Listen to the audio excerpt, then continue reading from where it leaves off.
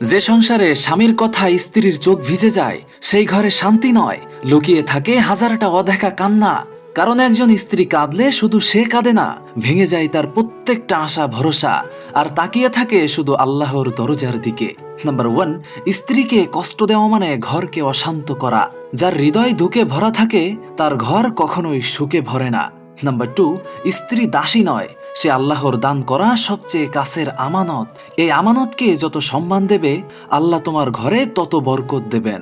Number 3, একটি রাগের কথায় স্ত্রী সারা রাত কাঁদে, কিন্তু একটি ভালোবাসার কথায় সে সারা জীবন তোমার জন্য দোয়া করতে থাকে। নাম্বার 4, স্ত্রীকে হাসানো কোনো উপকার নয়, এটা স্বামীর দায়িত্ব, কারণ তার হাসিতে থাকে তোমার রিজিক, শান্তি আর সুখের চাবি।